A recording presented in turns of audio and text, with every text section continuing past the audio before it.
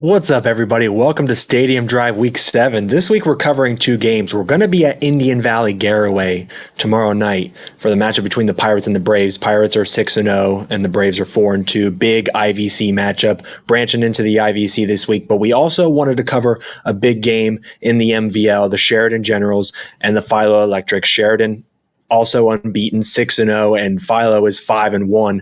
And I'm really, really excited for this game. Talking to Dirk Lincicome and Paul Culver, getting ready for this one. Our show, by the way, is sponsored by Max Effort Muscle, the best tasting protein in the game. Love those guys. Definitely wanted to give them a quick shout out. But this game in the MVL, Friday night, Electrics Generals, I'm very excited about it because when you look at Philo, really Philo and Sheridan's schedules the last 4 weeks of the season, it's kind of a gauntlet for both teams, and this is where you want to be playing your best football, and I think both teams are. I mean, Sheridan's been playing great all year. They're coming off of a 62-0 win against Riverview, and Philo a shutout win themselves, 32-0 over Crooksville. Both these teams are playing pretty well, and I think it's kind of a similar matchup to what we saw a couple weeks ago with Sheridan and John Glenn. As far as the matchup is concerned, like Philo, I think kind of plays a similar style of football offensively when you compare them to John Glenn, as far as being primarily run first, and they have two primary runners of the football. And so I'm just really intrigued by this matchup. And when you look at Talon Preston and Talon Bailey for Philo, Talon Preston is just such a physical and gifted quarterback. It may be a little bit too physical for Dirk Lincicome's liking. He'll talk about that here in a few minutes in his interview. He just fights for extra yardage all the time. And Talon Bailey had 117 yards and a touchdown over Crooksville. Preston had 2 touchdowns. So Bailey and Preston combined for 3 touchdowns, and they've been doing that all season long. And it's such a luxury to have 2 great players in your backfield who can just hammer you running the football week after week. And defensively for Philo, like Drew Wright gets after the quarterback, but Seth Henning, who I think is kind of a big key player in this game, comes up with so many big plays in the secondary as a corner, has several red zone interception returns for touchdowns. And I'm excited to see how Sheridan approaches him when it comes to throwing the football in this game. Sheridan last week had 7 guys find the end zone, got a lot of backups in, got to preserve some of their key starters, played them obviously a lot in the first half, but then rest some guys. And that's really big, going into, the latter portion of this season, getting ready for your bigger MVL games, your rivalry games, and also getting ready for the playoffs. I mean, both these teams are in prime position to not only make the playoffs, but, make runs in the playoffs, depending on matchups and everything. And, I just really want to see how Coach Culver and Caden Sheridan and like AJ Winters, like how are they going to line up against Seth Henning? How do they protect against Drew Wright and his ability to rush the passer? It's just going to be such a fun matchup to see Friday night. And so let's dive into it. 5-1 Philo, 6-0 Sheridan, and we're going to start with the home team, the Philo Electrics, head coach Dirk Lincicome, here on Stadium Drive, getting ready for this matchup against Paul Culver and the Generals. And then we'll follow it up with the conversation with Paul Culver, but getting you ready for MVL football, man, week 7. And once again, we will be at Indian Valley Garaway Friday night, Stadium Drive, live on Facebook, Twitter, and YouTube. So make sure you check us out there. But we wanted to feature a big game in the MVL in this area as well. So thanks so much for joining us. Here is head coach Dirk Lincicome of the Philo Electrics getting us ready for their matchup against the Sheridan Generals, followed by Paul Culver of the Generals getting ready for Lincicome and Philo.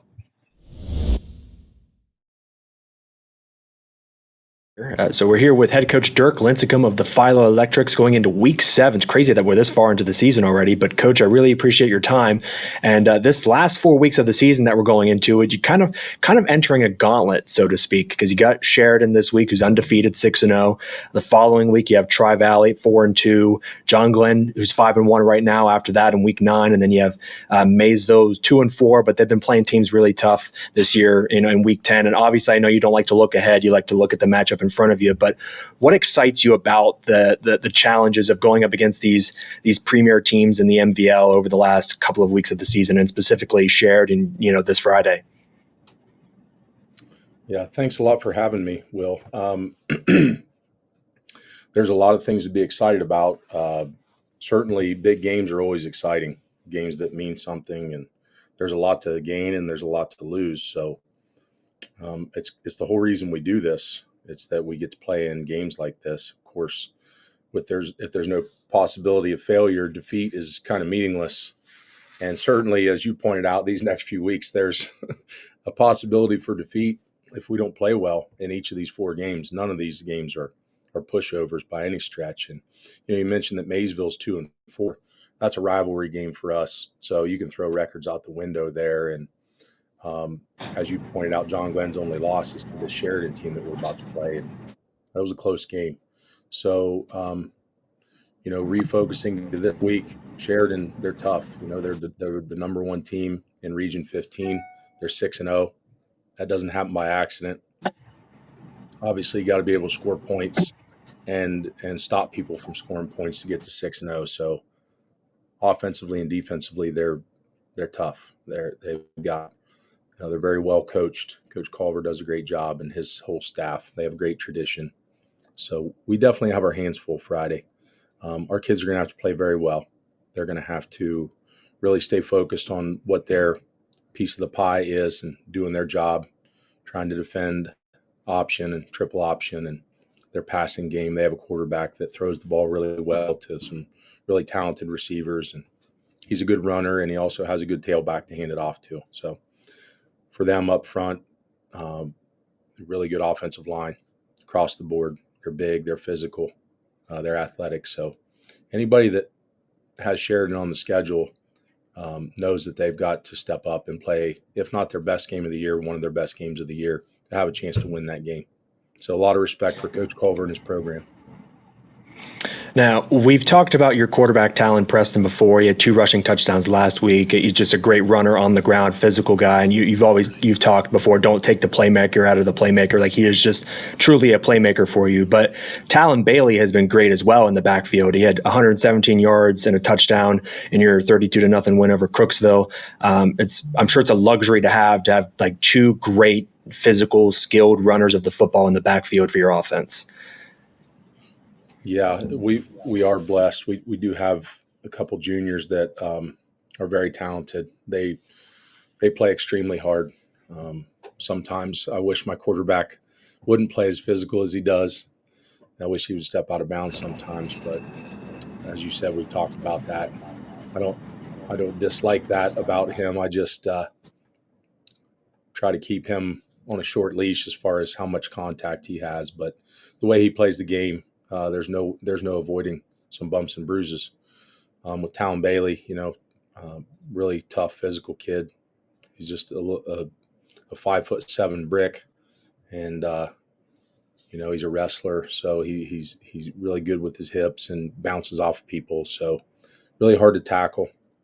So yeah, just really glad and blessed to have both those guys. They practice hard, they play hard, and they're both good individuals. So I feel very blessed to have them on my team and be able to coach them.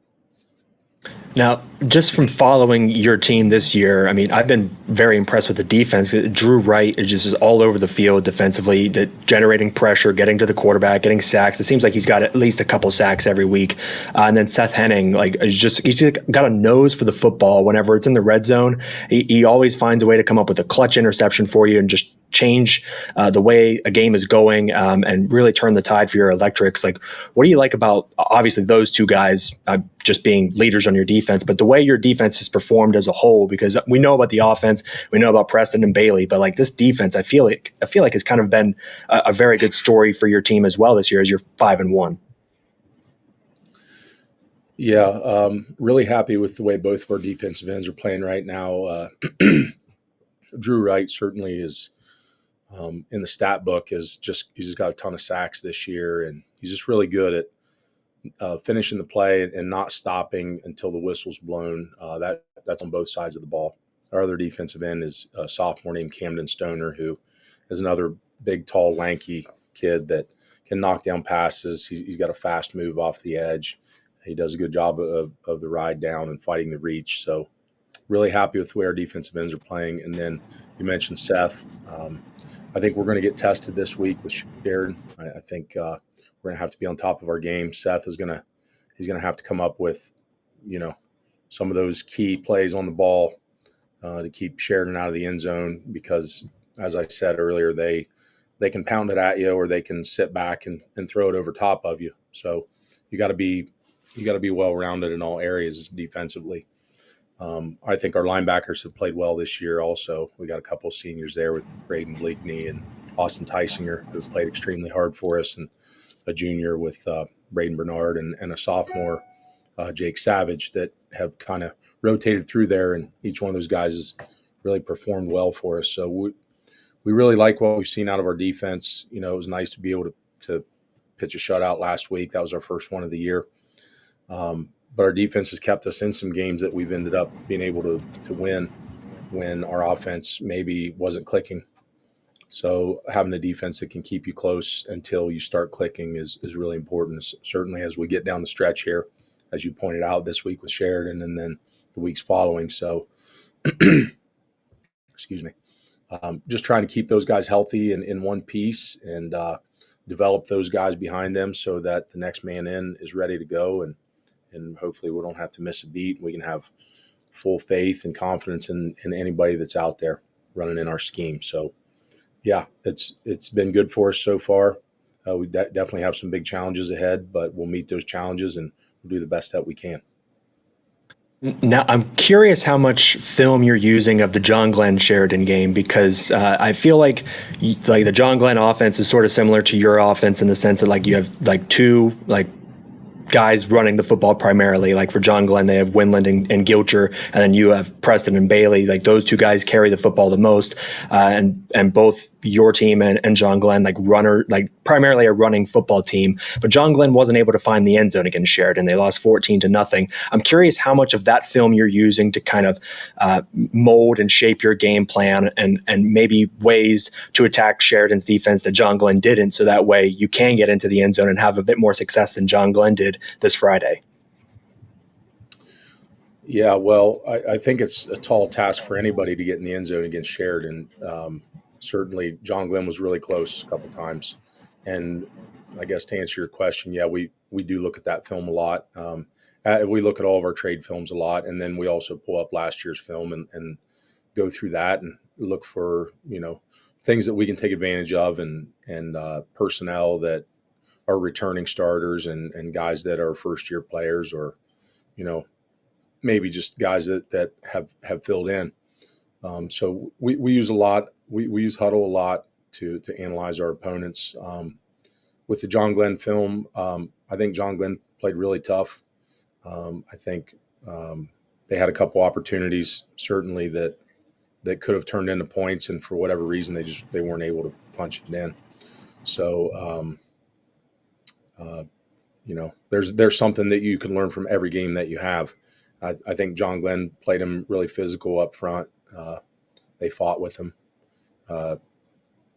Their linebackers made lots of plays. John Glenn's got a good secondary. Their safeties are really active. They're good tacklers. They're athletic. So, yeah, I mean, it's a body of work that Sheridan's had this year, and the John Glenn game definitely part of it.